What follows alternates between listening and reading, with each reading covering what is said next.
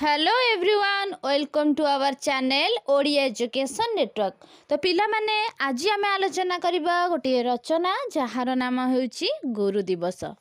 उपक्रम भारतर पूज्य पूर्वतन राष्ट्रपति विश्वविख्यात दार्शनिक डॉक्टर सर्वपल्ली राधाकृष्णन जन्मदिवस को आम गुरु दिवस रूपे पालन करिथाउ। यह प्रति वर्ष सेप्टेम्बर 5 तारिख रे समग्र भारत वर्ष रे पालित हुए। एही दिवसटी विशेष भाव में शिक्षानुष्ठान मानकर विशेषतः विद्यालय मानकरे पालित हुए।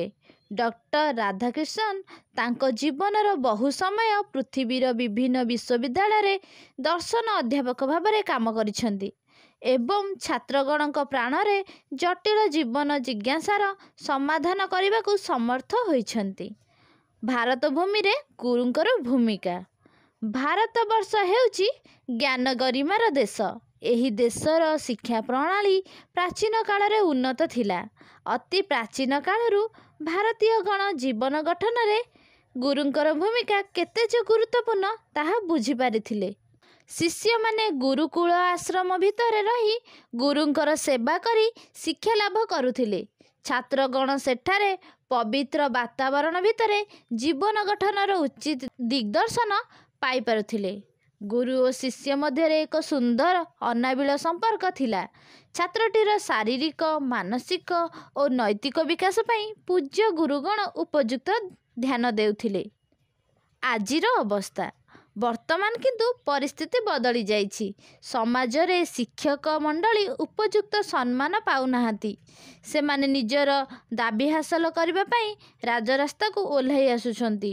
सबठारु दुखद कथा हेउछि जे छात्र एवं शिक्षकक भितर उत्तम संपर्क बा उत्तम बुझामणा रहुनाही। उपसंहार गुरु ब्रह्मांक परी स्रष्टा, विष्णुंक परी पालनकर्ता और शिवंक परी अज्ञानर संहारकर्ता। गुरुंक प्रदत्त विद्या शिष्यर विकास रे साहाय्य करे। गुरुंक ठारू ज्ञान लाभ करी शिष्य सचेतन, समर्थ, रोजगारक्षम और स्वच्छल हुए। गुरुंकर गुरुत्व और कार्यावल को स्मरण करी छात्र छात्री माने पारंपरिक भाव में गाई थांती। गुरु ब्रह्मा गुरु विष्णु गुरुदेव महेश्वरः गुरुः साक्षात् परम ब्रह्म तस्मै श्री गुरवे नमः।